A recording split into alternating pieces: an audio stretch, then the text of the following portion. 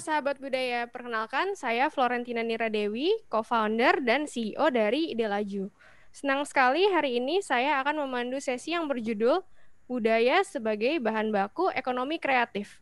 Pada sesi kali ini akan ada Mas Jacob Gatot dan Mbak Dina Deliana sebagai pembicara yang akan menyampaikan materi yang bisa menjadi bahan pembelajaran dan diskusi kita bersama. Tapi sebelum kita mulai, pertama-tama saya ucapkan selamat datang di program konferensi acara Pekan Kebudayaan Nasional 2020, agenda tahunan yang diselenggarakan oleh Kementerian Pendidikan dan Kebudayaan Republik Indonesia. Tahun ini, PKN kembali diselenggarakan dengan mengangkat tema Tutur, Kultur, dan Luhur. Harapannya, lewat konferensi yang dibangun, ada diskusi lewat tutur dalam upaya mengangkat nilai budaya atau kultur yang mengakar dalam diri, untuk kemudian ditinggikan di tengah masyarakat saat ini atau luhur.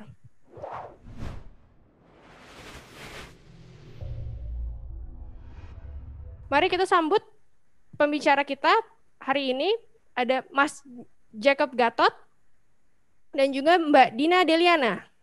Halo, Flo. Halo Mas Jacob, apa kabar? Baik. Halo Mbak Dina. Halo.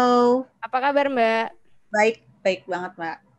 Sebelum kita mulai diskusi dengan dua pembicara hari ini, mari kita kenalan terlebih dahulu siapa sih Mbak Dina Deliana dan Mas Jacob. Saya persilakan kepada Mas Jacob. Oke, terima kasih. Ya, sahabat budaya, perkenalkan saya Jacob Gatot Sura. Saya itu arsitek yang belakangan banyak berkecimpung di creative space atau creative hub begitu.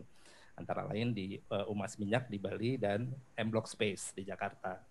Gitu mungkin ya. Terima kasih Mas Jacob. Kalau Mbak Dina nih siapa sih? Kita pengen kenalan. Halo teman-teman, nama saya Dina Deliana. Saya sebagai dosen di Sekolah Bisnis Manajemen dan ITB Bandung dan juga sebagai Direktur Inkubator Bisnisnya SBM ITB. Kalau weekend saya main band sama band saya namanya Homogenik. Wah, keren banget nih. Sebagai akademisi dan juga pelaku ekonomi kreatif, pastinya sehari-hari dalam berkarya tidak jauh dari budaya. Bagaimana peran budaya sebagai bahan baku dari ekonomi kreatif? Yuk kita diskusi dengan kedua narasumber hari ini dan dimulai dengan presentasi dari Mas Jacob. Oke, terima kasih. Ini karena saya arsitek lebih mudah mungkin untuk dengan bahasa visual dulu ya. Oke, jadi presentasi saya ini kaitannya dengan tema kita, kultur, tutur, luhur, dan apa yang saya lakukan sehari-hari pada Creative Hub, begitu ya. Jadi saya beri judul Kultur Guyup pada Era Digital sebagai Modal Industri Kreatif, gitu ya. Di sini khususnya menyoroti peran Creative Hub, gitu. Ya, ini background saya sebagai arsitek. Jadi saya sudah membuat atau merancang beberapa tipologi bangunan, mulai dari residensial, clubhouse, site planning, retail space, hotel, office tower, bahkan theme park gitu ya. Jadi hampir semua tipologi bangunan saya sudah pernah merancang. Nah dari situ apa yang saya dapat gitu ya dari praktek sebagai arsitek. Jadi di situ saya memahami siapa pemakai ruangan itu yang beda-beda. Tentunya ya kalau rumah tinggal beda sekali karena itu private. Lalu kalau bangunan-bangunan lain karena publik sifatnya. Jadi saya juga harus memahami pemakai ruang itu.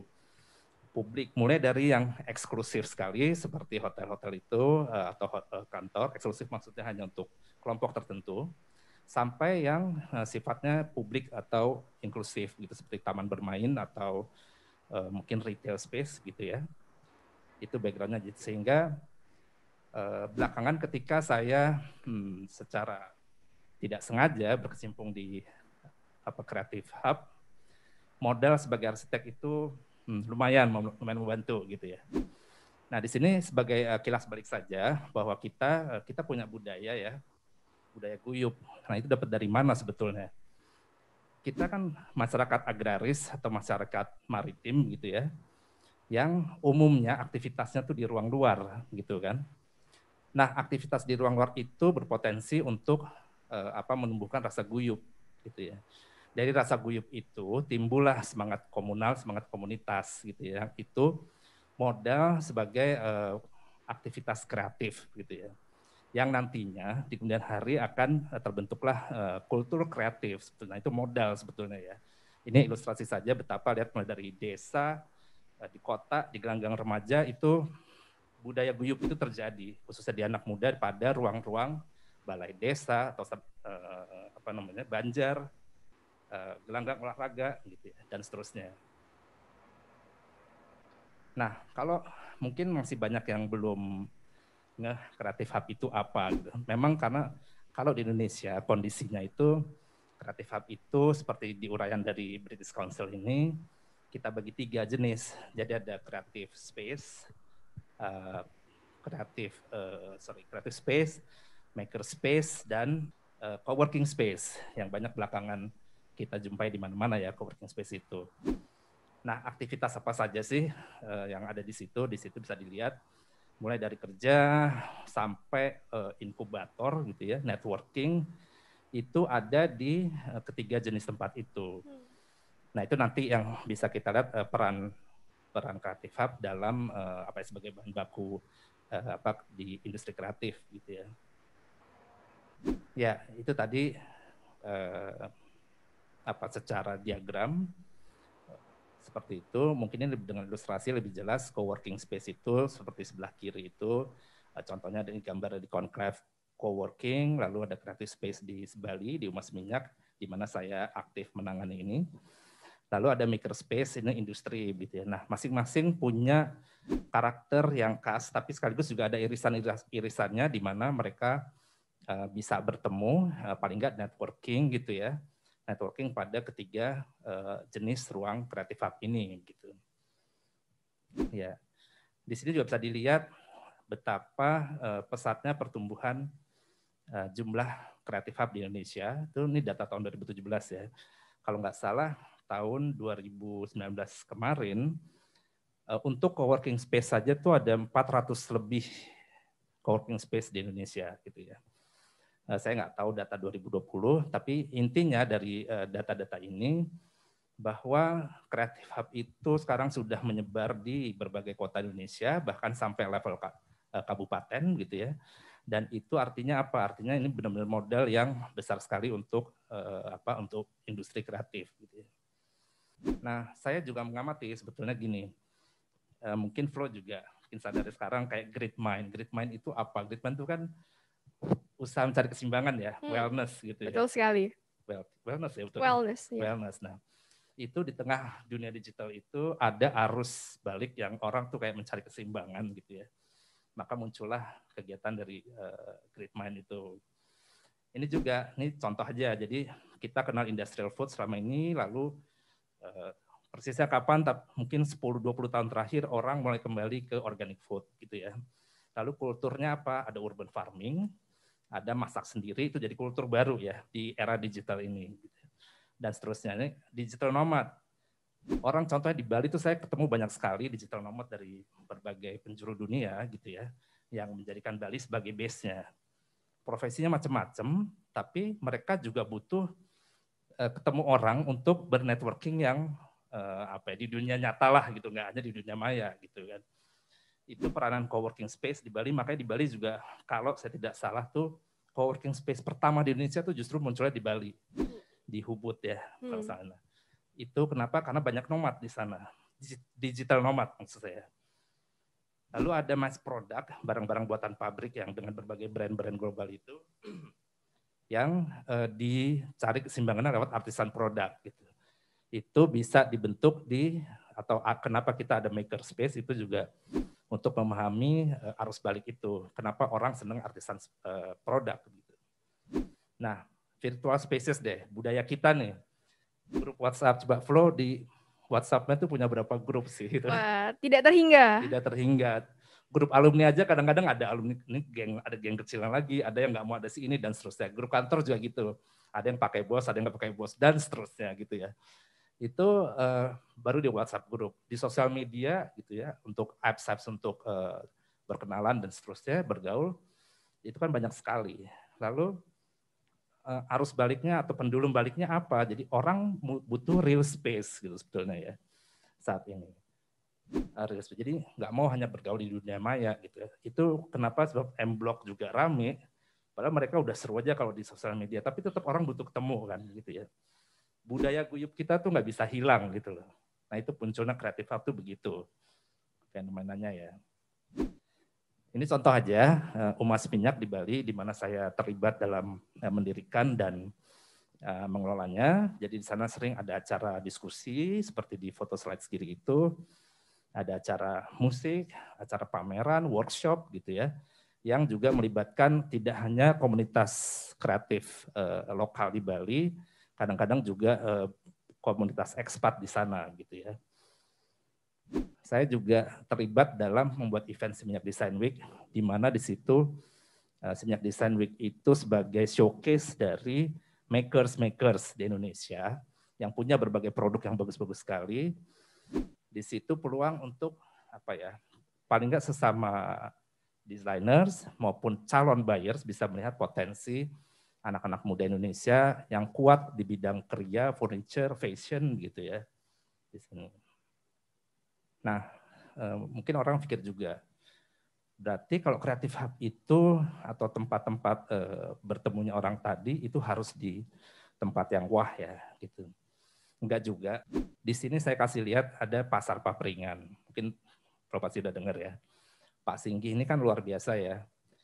Bagaimana dia bisa mengangkat potensi masyarakat desa Ngadipiro di situ di Temanggung, yang tadinya pemudanya tuh setiap tahun orientasinya kerja ke luar desa, ke kota atau bahkan ke Jakarta gitu ya. Tapi mereka karena mereka itu merasa hopeless karena di desanya nggak ada apa-apa yang bisa mereka lakukan. Pak Singgi melihat mereka punya hutan bambu yang selama ini jadi tempat pembuangan sampah gitu ya. Dari situ di challenge gitu, karena Pak Singgi sebelumnya juga sudah membuat radio Magno dari kayu limbah ya, ada sepeda dari bambu.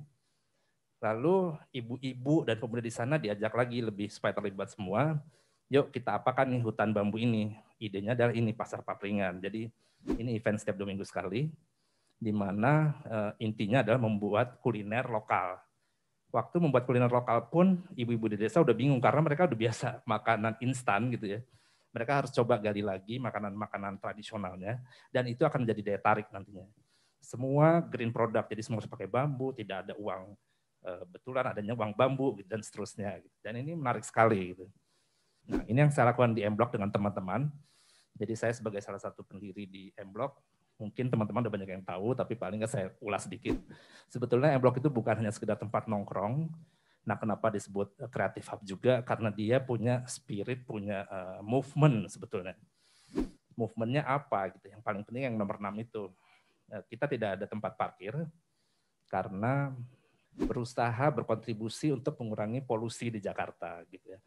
Itu kelihatannya mudah diucapkan, tapi pada prakteknya pada bulan pertama tuh kami banyak mendapat protes dari warga Jakarta yang males, manja gitu ya, kalau selalu bawa mobil gitu kan ya. Bukan hanya warga, tapi pemerintah pun, dalam hal ini pemerintah kota itu juga menegur kami karena dianggap kami tidak layak buka fasilitas publik seperti ini karena tidak ada tempat parkir gitu. Jadi sempat diwajibkan harus adanya tempat parkir gitu. Padahal kami merasa ini movement loh ya, seharusnya sesuatu yang harusnya didukung gitu ya. Oke, tapi itu cara pandang yang memang ya masih belum ketemu waktu itu. Lalu ada cashless society, waktu itu juga kami ingat kami pertama yang di Jakarta untuk semua lingkungan itu memakai cashless. Sebetulnya cashless itu bukan gaya-gayaan, tapi itu mencerminkan transparansi karena dari situ manajemen kami dengan manajemen Peruri sebagai pemilik bangunan itu bisa tahu omset setiap tenant itu berapa. Itu mencerminkan transparansi gitu. Lalu gaya hidup hijau, tidak ada sampah plastik, tidak boleh ada sedotan plastik, dan seterusnya, kita udah tahu itulah ya.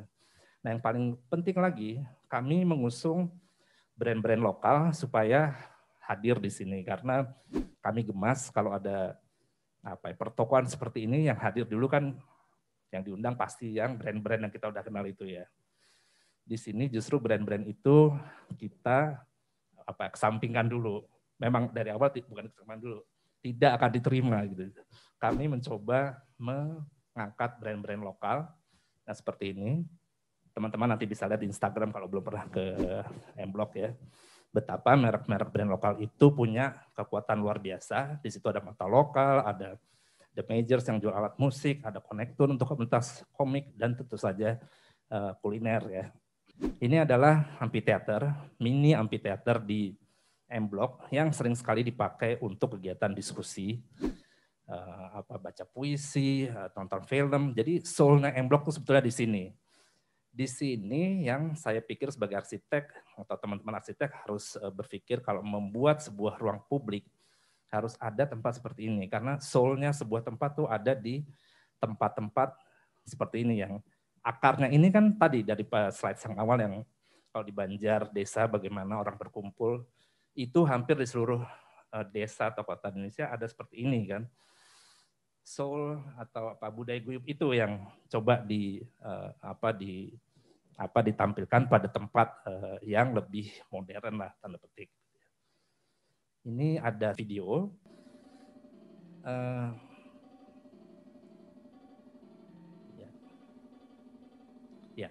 Jadi ini fashion show di antara gudang-gudang.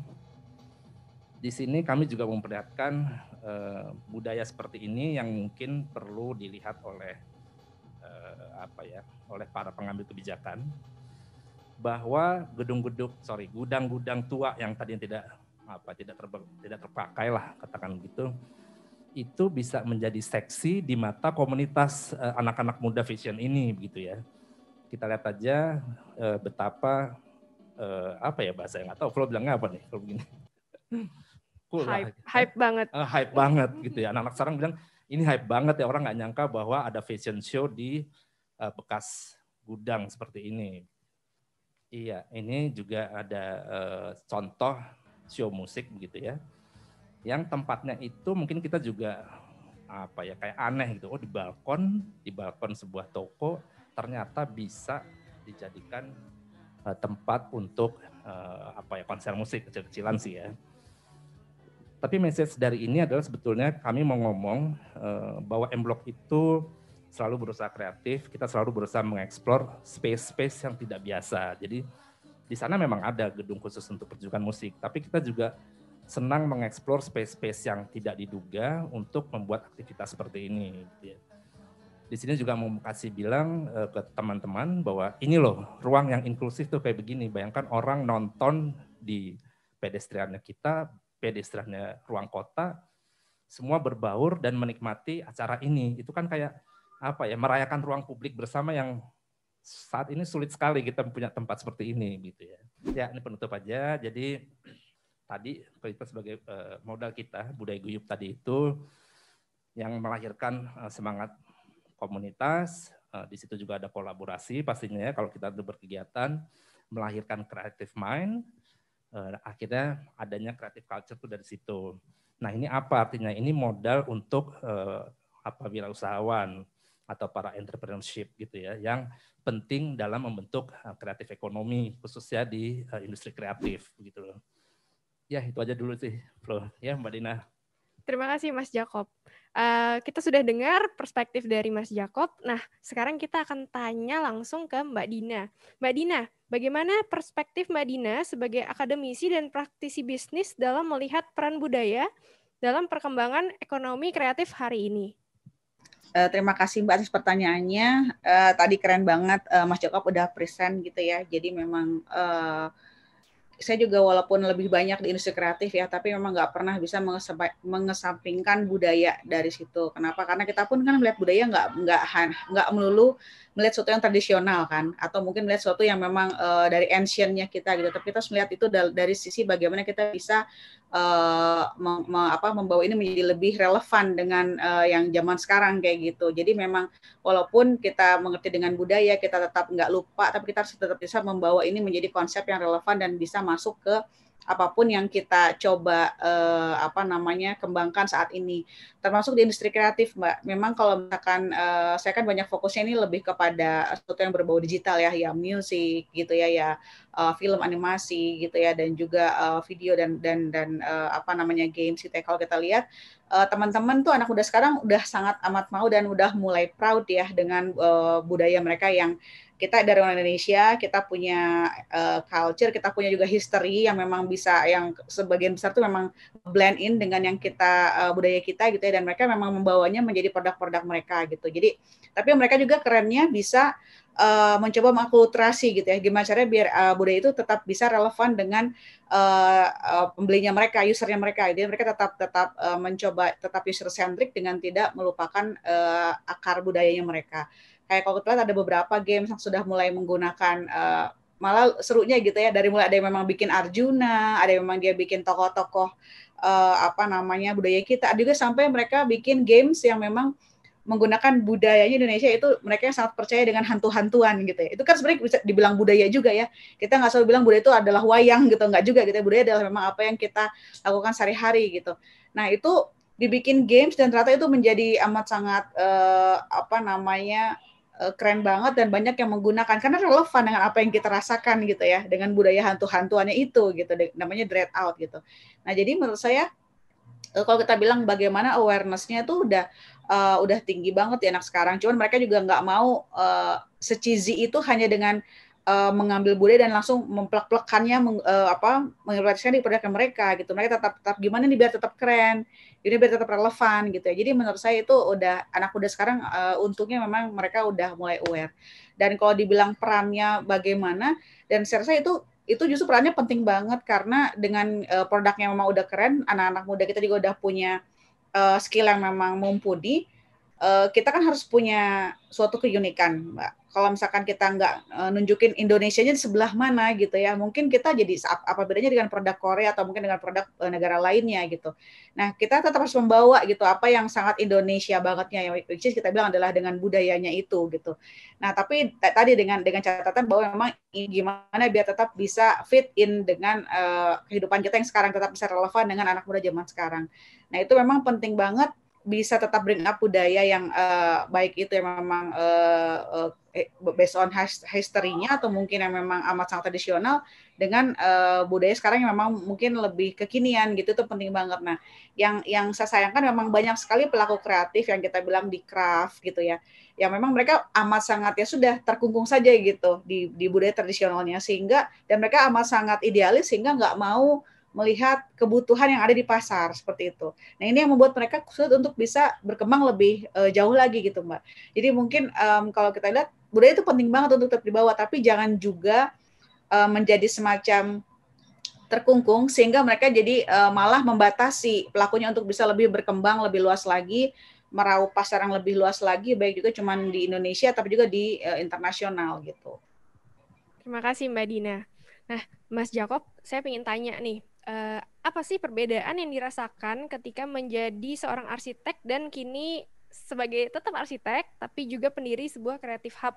Karena kalau tadi dari presentasi Mas Jakob kan it's beyond the building itself ya, tapi juga ada memikirkan bagaimana interaksi manusia di situ. Bagaimana kita bisa bareng-bareng menikmati konser walaupun nggak harus masif gitu. Terus juga bagaimana bisa fashion show di bekas gudang misalnya. What's the difference? Oke. Ya, jadi pada awal karir saya hampir 30 tahun saya berkarir sebagai arsitek, itu mostly kliennya adalah corporate gitu ya, karena saya justru sedikit sekali membuat rumah tinggal. Rumah tinggal itu sangat memakan waktu dan sangat personal, jadi energinya lebih banyak. Nah, jadi kebetulan juga memang jalannya di situ ya, jadi proyek-proyeknya adalah komersial. Tadi ada apartemen, hotel, perkantoran, dan seterusnya, itu kan umumnya developer gitu ya. Developer itu tentunya punya parameter sendiri untuk membuat sebuah proyek, ya bisnis oriented banget lah, dan kita memang jadinya semua mengacu ke sana. Nggak ada yang salah karena memang sebagai bisnis entity gitu kan, dia ya harus begitu gitu ya. Tapi akibatnya apa? Memang jadi kita melayani kelompok tertentu yang ya tadi yang saya bilang mungkin ya eksklusif tanda petik gitu ya. Karena bangunannya dirancang hanya untuk ya kelompok atau ya masyarakat tertentu saja. Nah, ketika mulai dengan membangun creative space gitu ya, mulainya itu sebetulnya gini, di Bali itu saya bergaul dengan teman-teman seniman, teman-teman desainer, yang mereka itu, ini di Bali ya konteksnya ya, kalau kegiatan musik itu banyak, di Rumah Sanur juga sering mengadakan itu. Tapi saya bergaul dengan teman arsitek, graphic designer, product designer, furniture, fashion, dan sebagainya. Itu tiba-tiba merasa sadar bahwa kok kita nggak tempat ya untuk bereksperimen atau memamerkan karya gitu ya. Nah itulah kenapa saya buat Umas Minyak gitu. Itu yang pertama. Yang kedua, di Seminyak itu juga, itu teman-teman pasti tahu ya, yang apalagi kalau yang sering kayak vlog, sering ke Bali nih pasti nih. Itu Seminyak kan sangat bule oriented gitu. Sekali lagi nggak ada yang salah, bukan saya juga anti bule gitu. Itu memang dari awal kondisinya menyebabkan sehingga bisnis di sana tuh 90% tuh dikuasai oleh orang asing, orang luar. Kita ke restoran mana aja yang di daerah pusat Seminyaknya itu ya, itu coba tanya siapa ownernya gitu ya. Hampir semua tadi, saya udah survei sendiri sebenarnya, 90% tuh pasti asing gitu ya. Sekali lagi nggak ada yang salah, karena memang saat itu marketnya ya begitulah, terjadi tuntutannya seperti itu, dan memang itu terus terang yang menghidupkan Bali gitu kan, melalui Seminyak salah satunya. Tourism di Bali juga bergeliat gitu ya. Nah, tadi latar belakang teman-teman kreatif yang nggak punya tempat, lalu kedua, saya juga ingin membuktikan dong gitu bahwa di lahan di Bali itu juga ada tempat untuk dan oleh ya anak-anak muda Bali berkreasi gitu. Jadi tempat tempat titik temunya semua orang lah, semua orang tuh dalam arti tamu, turis, ekspat, maupun turis lokal, maupun anak-anak muda lokal Bali. Nah itu yang bayangannya seperti itu. Artinya apa kalau begitu? Saya harus membuat ruang yang inklusif gitu ya. Inklusif itu gimana sih gitu ya. Sekali lagi kalau konteks Seminyak waktu itu kan beach club yang keren, restoran yang keren, semua ada di sana. Kadang-kadang teman-teman di Bali, atau jangan teman di Bali, kita aja suka kayak, ini saya salah masuk nggak ya, semuanya bule gitu. Harganya juga harga bule gitu kan ya. Luar biasa gitu kan. Jadi inklusif artinya paling nggak waktu mereka masuk tuh orang nggak merasa terintimidasi gitu kan. Saya harus mikirin itu betul. Jadi akibatnya apa ke desain? Ya desainnya tidak mengintimidasi gitu. Waktu di M Block Space juga demikian kan gitu.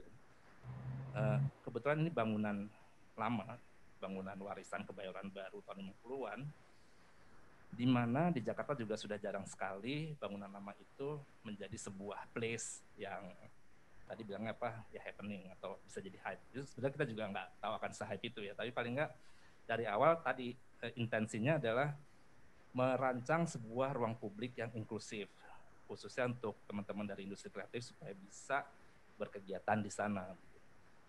Ya itu sih, jadi beda sekali waktu masih jadi arsitek yang melayani corporate gitu ya, dengan sekarang arsitek yang melayani publik lebih luas gitu ya, khususnya teman-teman dari industri kreatif gitu. Cara pikirnya harus beda banget gitu.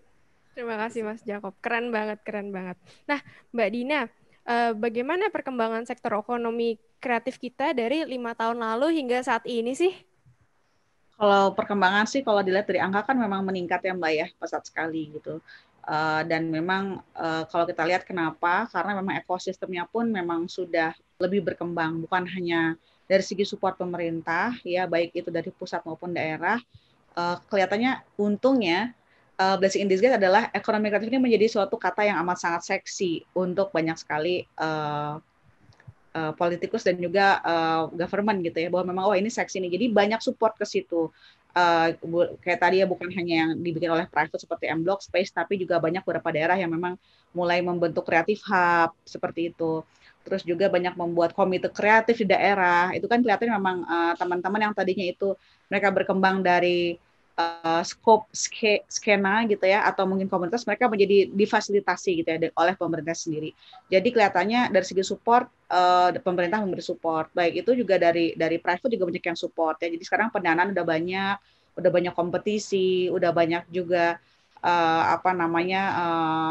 banyaklah kegiatan-kegiatan yang kira-kira mensupport banyaknya kemunculan pelaku kreatif baru gitu. Dan juga lebih dengan adanya digital teknologi ya, baik itu dari sisi produksinya menjadi lebih mudah, lebih murah gitu ya, maupun mereka mendistribusikan dengan adanya media sosial dan lain-lain, itu lebih mudah memudahkan kita untuk lebih berjualan atau mungkin lebih memperkenalkan produk kita gitu ya, baik itu dari YouTube kalau buat musik gitu ya dengan Spotify-nya gitu ya, atau mungkin kita memproduksi musik sekarang yang dulu tuh harus mahal-mahal ke studio, terus sekarang udah bisa DIY di rumah gitu ya. Jadi memang sangat dimudahkan lah Mbak dari segi baik itu ekosistem dan juga secara value chain-nya dari hulu ke hilirnya gitu ya. Memang karena supportnya udah banyak gitu. Nah, untuk perkembangannya sih di sini juga teman-teman juga banyak ya kalau saya lihat dari anak-anak muda, mereka pun amat sangat talented bukan hanya karena memang mereka sekolah di situ gitu. Jadi bukan hanya mereka lulusan sekolah musik gitu ya, enggak, banyak yang otodidak pun sekarang udah keren-keren dan mereka bisa mengekspos dirinya. Jadi kalau kata saya sih memang bukan hanya dari segi skill memang mereka naturally memang udah keren-keren dan talented ya, tapi juga memang mereka juga harus equip dengan kemampuan untuk bisa memasarkan diri mereka sendiri. Jadi memang banyak sekarang talenta-talenta baru yang memang dulu tuh mungkin susah ya terdiscover gitu. Karena memang tidak ada, kita nggak punya media-media untuk bisa membuat mereka terdiscover. Nah dengan sekarang tuh tiba-tiba ada anak mana yang nyanyinya tuh sekeren Agnes Monica gitu. Ada kira-kira dari mana dia bikin film pendek gitu, atau mungkin dia bikin gambar keren yang tadinya tuh nggak terdiscover ya, karena mereka sering TikTokan, mereka sering YouTuber, mereka sering upload. Jadi mereka, oh ternyata ini keren banget, dan ini ternyata merubah tatanan value chain yang ada di industri kreatif. Kalau kita lihat contoh aja dari musik ya, karena saya mostly di musik gitu di sini. Yang dulu tuh peran ENR gitu ya untuk mencari musik, mencari artis baru gitu ya dengan cara audisi gitu ya. Terus juga pergi ke daerah gitu ya mencari talenta baru. Sekarang udah cuma tinggal lihat YouTube aja. Lihat YouTube, oh ini kelihatannya ada talenta baru nih yang keren, dan memang mereka udah punya modal follower yang banyak gitu. Itu kan sebenarnya memudahkan buat industri record label ya. Jadi memang oh ya udah saya nggak beresiko, udah jelas dia talenta dan mereka udah punya basis massa yang besar, seperti misalkan yang Gamaliel itu ya, yang kayak contohnya kayak Rich Brian gitu kan, itu kan mereka udah punya basis massa yang besar. Jadi dari segi record label udah nggak capek-capek lagi harus penetrating the market gitu, karena memang mereka udah punya basis yang besar. Nah ini merubah juga dengan ternyata mereka semua juga nggak beli CD, sekarang semua lebih peduli apapun harus ada di Spotify gitu, atau mungkin streaming service lainnya yang harus ada di YouTube. Jadi secara produksi menjadi lebih murah juga gitu ya.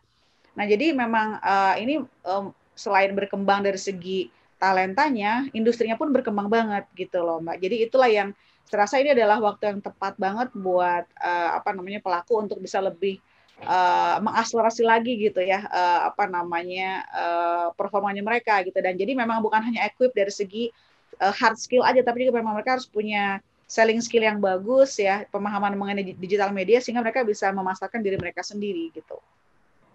Thank you banget Mbak Dina. Nah, tadi kan kita udah ngobrol-ngobrol mengenai gimana seperti contohnya Rich Brian ya gitu. Bagaimana talenta ekonomi kreatif. Tapi kalau startup, bagaimana perspektif mengenai perkembangan startup di sektor perekonomian khususnya yang berbasis kebudayaan saat ini dan ke depannya Mbak Dina? Nah, memang kalau startup ini kan ada memang kadang-kadang teman-teman seringnya mengasosiasikan dengan digital startup gitu ya. Padahal kan digitalisasi atau mungkin teknologi digital ini bukan hanya harus selalu menjadi main produknya dia gitu. Kadang-kadang dia juga sebagai kita bilangnya supporting platformnya seperti itu. Nah, kalau saya lihat di bidang kebudayaan memang kebanyakan startup itu memang mereka menjadi supportingnya, Mbak. Gitu. Contohnya ya misalkan kalau dia ada yang namanya frame a trip gitu, atau mungkin dia yang memang open trip, memang main produknya terlihat seperti tourism gitu ya. Tapi kan memang yang mereka ekspor adalah kebudayaannya gitu. Itu pun walaupun mereka membuat produk-produk tertentu yang memang misalkan contohnya kayak ada kita bilangnya produk fashion ya. Kok itu startup sama bukan bedanya apa sih gini.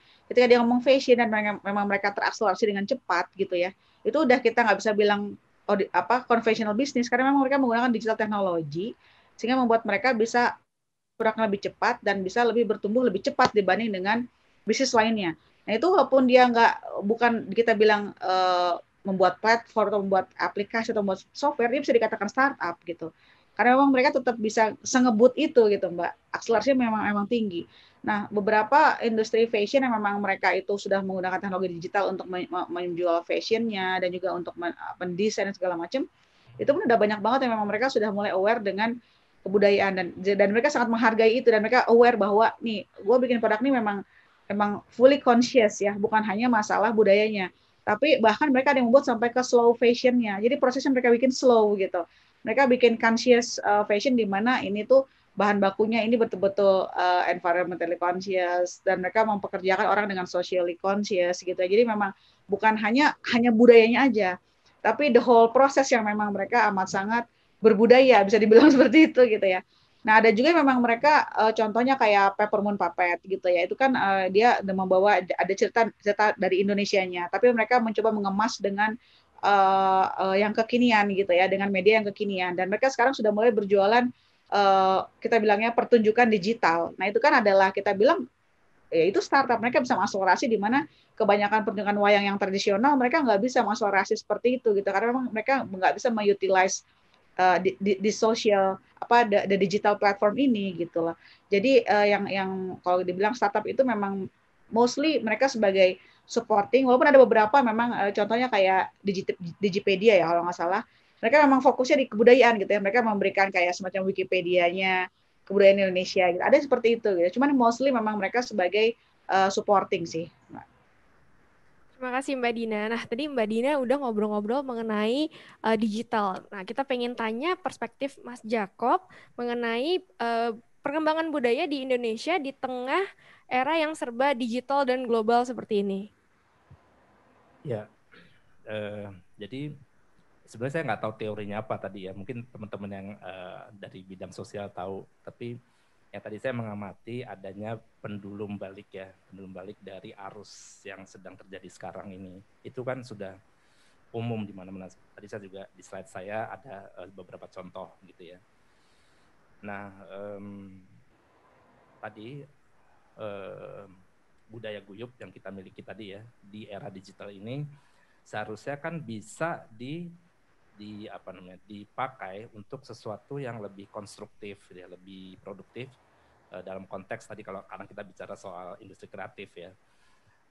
Tadi bagaimana grup-grup WhatsApp itu sebetulnya ya potensial ya, rame berisik gitu, tapi sebenarnya kalau ada yang mengarahkan, saya nggak tahu teman-teman startup yang bisa intervensi pada WhatsApp itu ya, dibuat games atau apalah yang itu bisa membangun sense of entrepreneur misalnya ya, atau sense of kreatif tadi, bagaimana caranya gitu ya, itu bisa dipakai. Lalu tadi peranan makerspace, jadi banyak saya perhatikan, jadi di M Block kebetulan ada toko mata lokal namanya. Mata lokal itu toko yang menjual produk-produk kriya, fashion, ada sedikit furniture gitu yang semuanya karya teman-teman desainer atau calon desainer yang bagus lah, yang sudah dikurasi tentunya. Itu dari benar-benar dari Aceh sampai yang paling timur tuh kemarin kalau nggak salah Labuan Bajo gitu ya, Makassar juga ada gitu ya.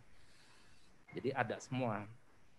Itu aja saya suka terkagum-kagum melihat betapa sekarang mereka kok bisa ya.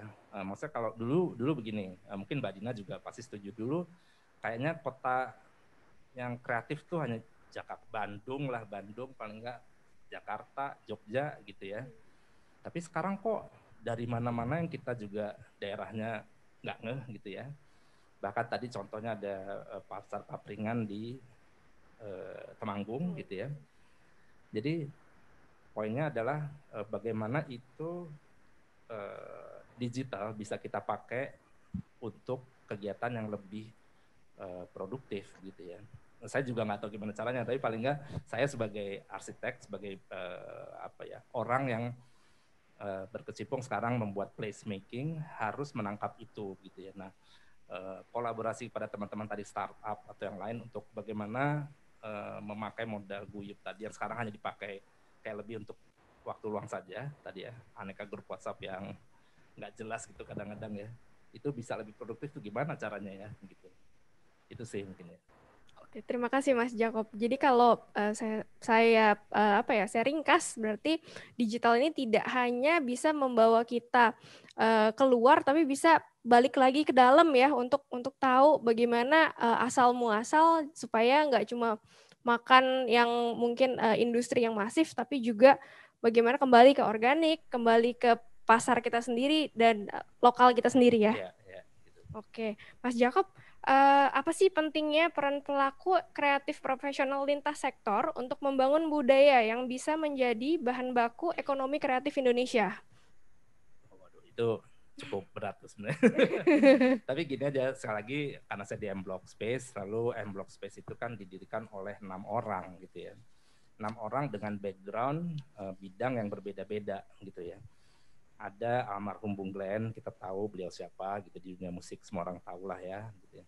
Lalu ada Mas Handoko Hendriono, beliau brand aktivis gitu ya, konten kreator juga di bidang kreatif. Lalu ada Wendy, Mas Wendy, itu beliau kan dulu di Rolling Stone gitu ya, Wendy Putranto di Rolling Stone itu jurnalisme lah backgroundnya. Dia juga manajer band Seringai. Terus ada Mas Lance Mengong, itu dia sutradara film gitu ya. Ada Mas Mario, beliau orang finance. Terus saya sebagai arsitek yang merancang secara fisik lah, yang Creative Hub M-Block Space maupun yang sedang akan kita mau kerjakan lagi nih, di depan ada 1-2 lah gitu ya. Gitu. Nah, ini 6 orang ini kan dengan background berbeda-beda, sejujurnya pasti ada ego masing-masing tadinya kan. Lalu bagaimana itu bisa terjadi ya, kolaborasi itu kan kata kuncinya. Kita harus mengerti tujuannya apa gitu kan. Jadi saya rasa kolaborasi itu sesuatu yang gampang diucapkan ya. Banyak juga teman-teman pasti ya kita kolaborasi yuk gitu ya. Tapi pada prakteknya nggak segampang itu, karena beda culture-nya, beda disiplinnya mungkin ya. Itu pasti perlu penyesuaian.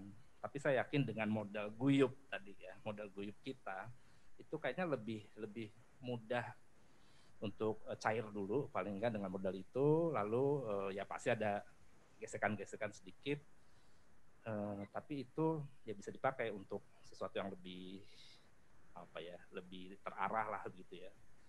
Gitu mungkin kira-kira ya.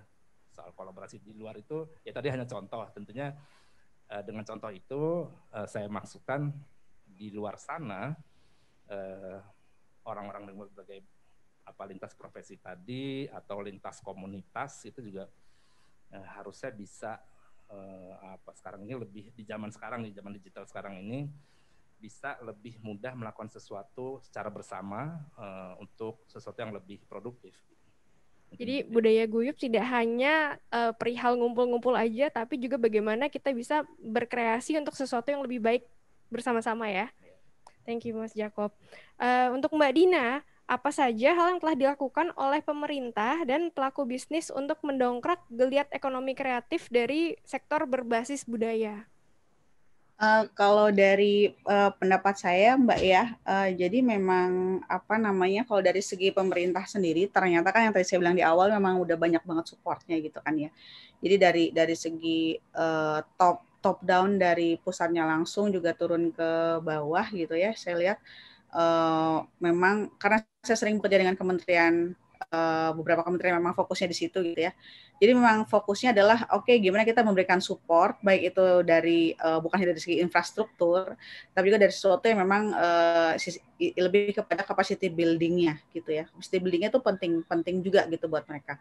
Jadi di sini mereka memang mensupport dari sisi funding-nya juga, infrastrukturnya juga, dan juga kira-kira kalau memang ini perlu dibangun lagi, dari sikap capacity building itu dalam bentuk apa? Ada yang memang mereka ada yang webinar lepasan, ya, misalkan masterclass, ada juga memang berbentuk sampai ke inkubasi gitu ya kalau kita lihat.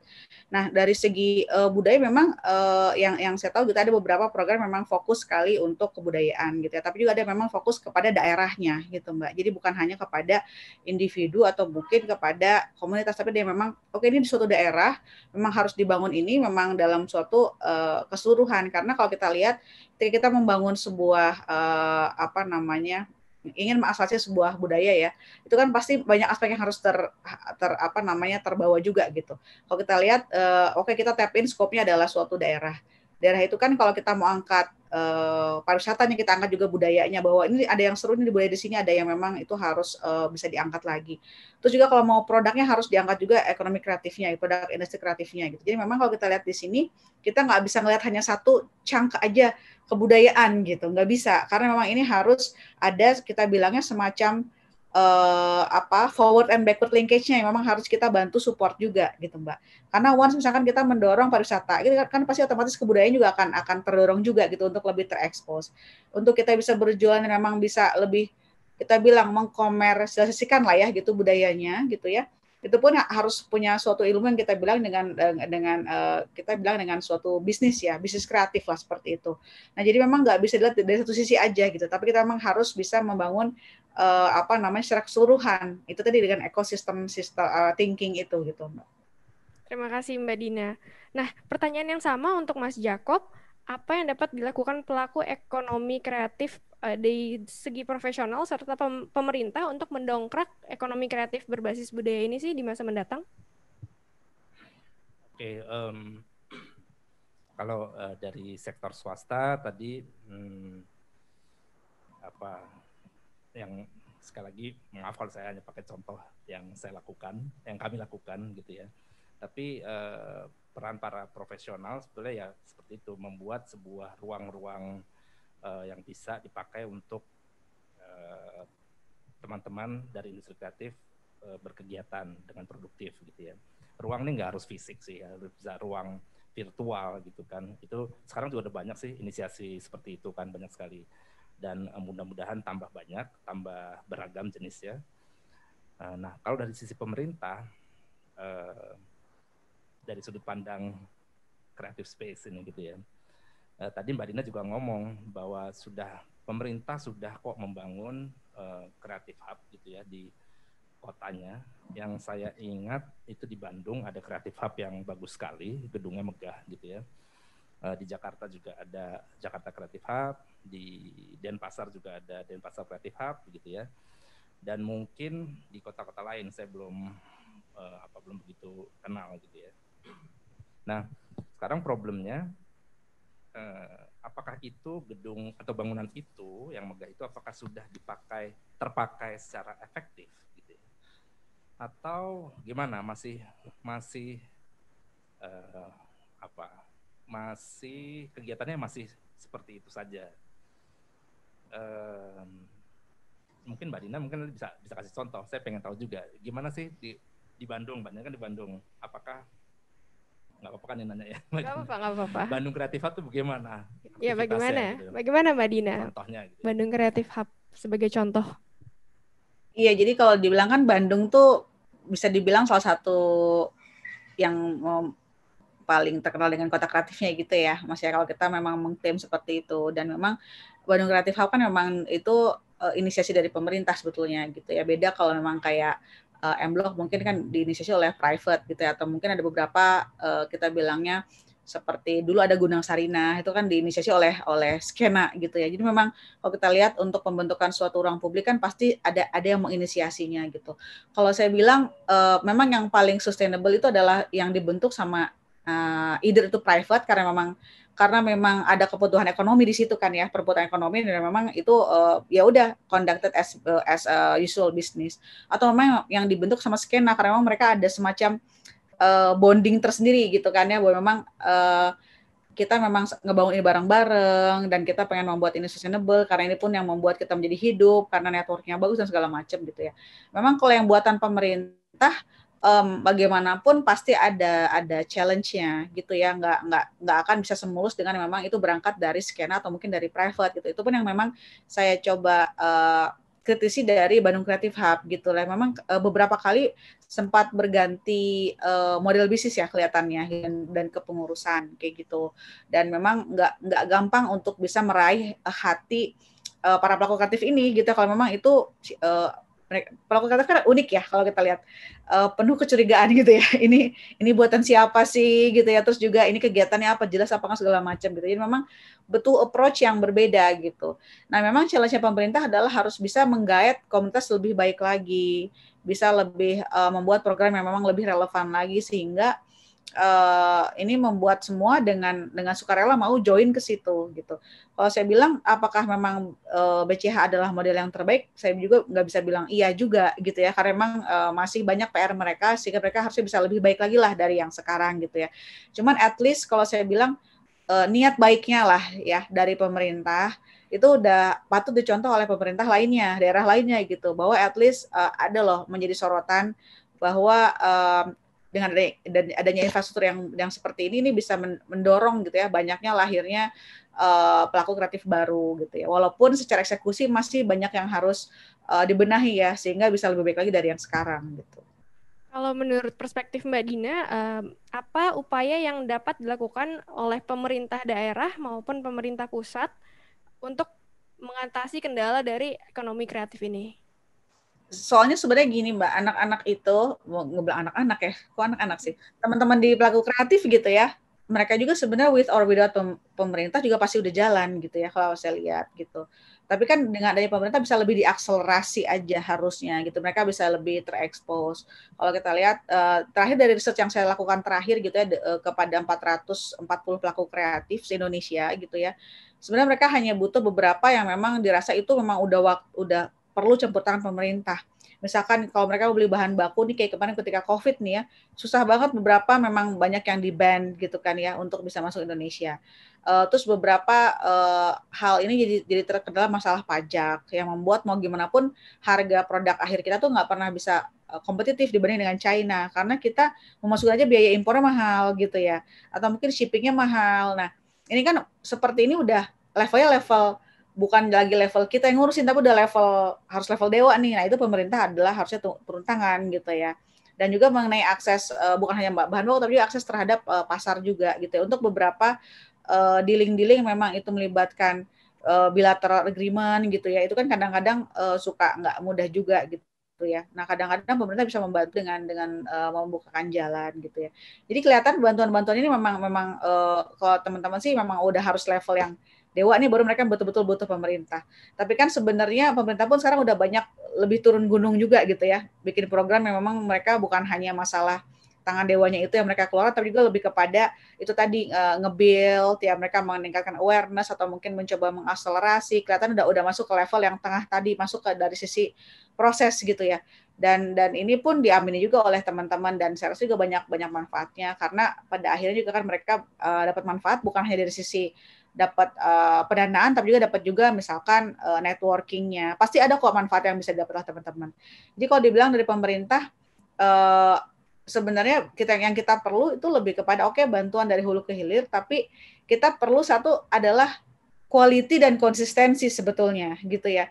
Apapun yang mereka lakukan itu sebenarnya biasanya yang suka kurang adalah lebih kepada sisi kualitas dan konsistensi.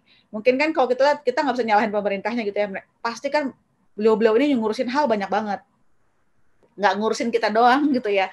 Kita receh lah ngurusin apa sih kita gitu. Jadi tapi kan kita egois gitu. Kita pikirnya bahwa ya harusnya pemerintah bisa keren dong, gini dong gitu ya. Tapi padahal kan sebenarnya mereka urusnya banyak, saya juga tahu gitu ya. Nah, kadang-kadang yang membuat kualitasnya itu menjadi kurang adalah dia menunjuk pihak yang salah untuk bekerja sama gitu. Sehingga apa yang di-delivernya itu menjadi loh kok jadi harusnya kualitasnya misalkan kualitas bintang 5 tetap jadi kaki 5 karena memang mereka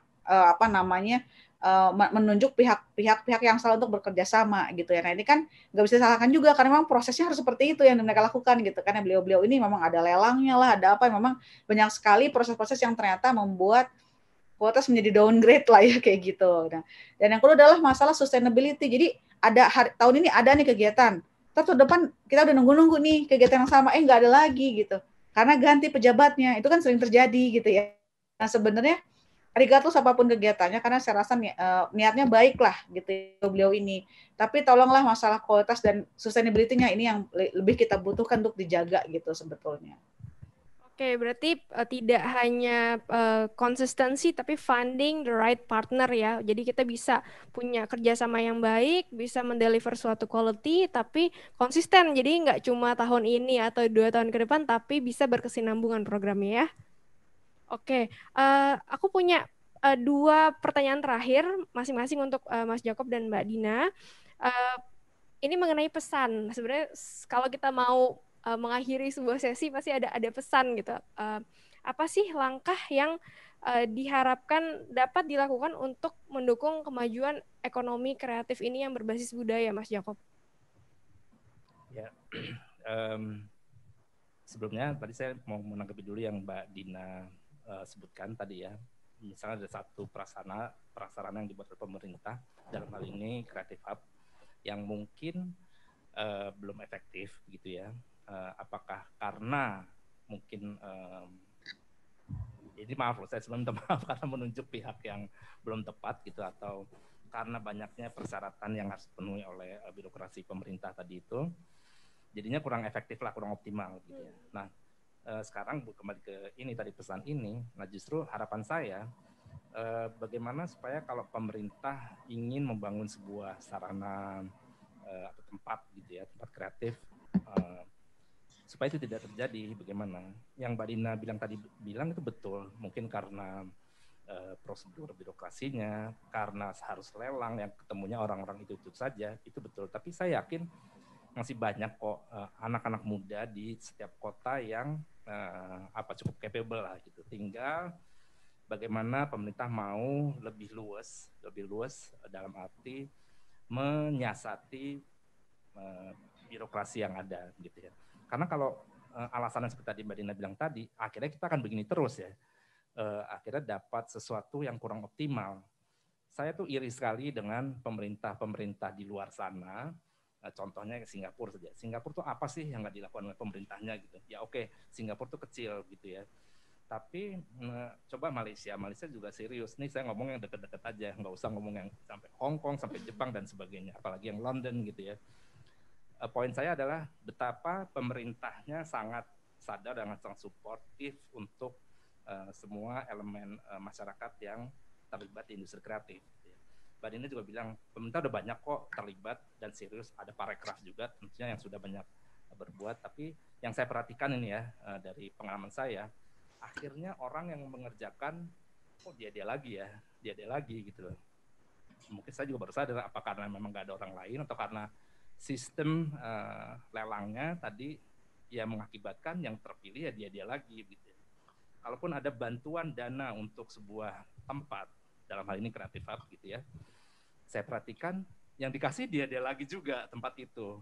Padahal di kota itu ada beberapa creative space atau coworking space atau tadi maker space gitu ya. Kenapa hanya dia lagi? Apakah karena hubungan personal dia yang baik dengan orang-orang di pemerintahan gitu ya? Pasti ada sesuatu yang kurang berjalan gitu. Tadi walaupun pemerintah sudah berusaha sekali, saya harap ada peraturan atau tadi menyiasati birokrasi yang ada supaya lebih luas, supaya lebih masuk ke teman-teman di industri kreatif. Mbak Dina juga bilang tadi sempat bilang teman-teman kreatif itu kan sudah jalan tanpa ada pemerintah. Kadang-kadang malah kalau ada satu tawaran tadi disebut udah curiga duluan nih gitu kan ya. Itu mungkin karena pengalaman selama ini gitu ya, karena yang tadi saya sebutkan tadi akhirnya orang-orang itu lagi yang terpilih gitu. Nah tadi harapan saya sih seperti itu. Bagaimana ya caranya, saya sendiri belum punya ide nih tapi bagaimana caranya, saya yakin kalau niatnya adalah memang ingin memajukan industri kreatif melalui budaya kita yang yang ada tentunya ya. Anak-anak muda kita budaya kreatifnya sudah muncul, kreatif mindnya, kreatif spiritnya tuh sudah muncul. Nah ayo dipakai gitu ya, difasilitasi dengan benar lah gitu. Jadi gimana supaya bisa lebih luas, bisa dirangkul lagi, tidak hanya sebagai kolaborasi partner, tapi juga partner dalam arti mungkin sebagai vendor-vendor juga dalam bekerja sama ya? Ya lebih mau lagi untuk mengekspor vendor-vendor yang lain lah gitu. Oke, terima kasih Mas Jakob. Nah, untuk Mbak Dina gimana nih? Apa langkah atau peran sebagai pelaku budaya dan pelaku kreatif agar dapat bersama-sama menunjang sektor ekonomi kreatif di Indonesia? Kalau dari saya, dari sisi pelaku sih yang pasti kita harus terus meningkatkan kapasitas diri kita gitu. Karena kan kita bilang bahwa kita kan mau berjualan sesuatu, yang kita harus aware adalah bagaimana behavior atau apa yang dibutuhkan lah oleh user atau konsumen kita. Jadi kan tanpa kita mengetahui gimana sih caranya mengeksplor itu semua, kita jadi nggak pernah tahu sehingga kita merasa benar sendiri bikin aja produk yang menurut saya keren, padahal ternyata itu udah nggak relevan lagi dengan konsumen kita. Jadi pertama itu kita harus selalu tahu kebutuhan dari konsumen kita seperti apa, dan kita harus bisa mengadjust produk kita dan agar tetap bisa relevan dengan kebutuhan itu.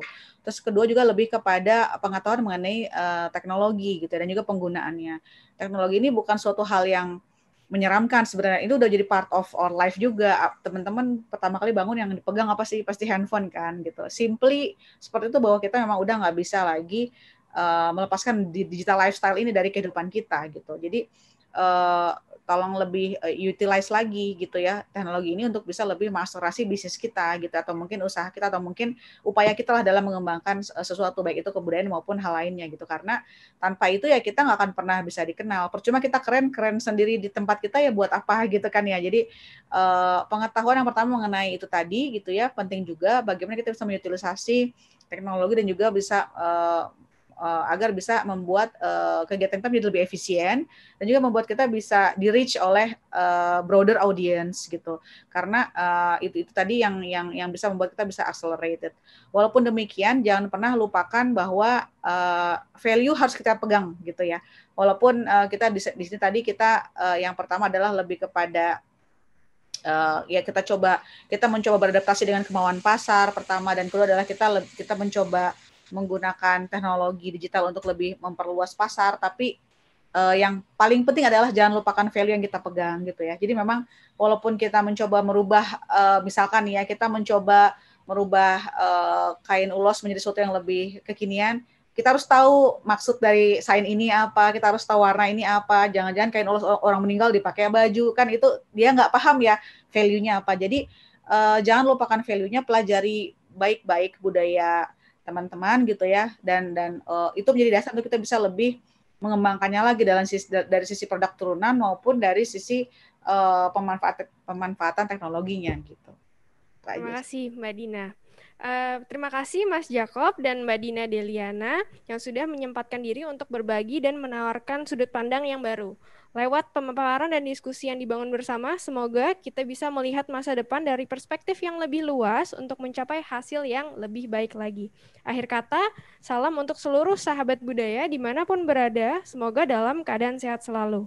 Selama bulan November 2020, Pekan Kebudayaan Nasional akan melaksanakan berbagai program acara, mulai dari konferensi, pagelaran, pameran, parade, hingga kompetisi. Keseluruhan rangkaian acara ini akan dapat sahabat budaya saksikan di berbagai platform digital, mulai dari televisi hingga layanan video streaming. Saya Florentina Niradewi, undur diri. Terima kasih.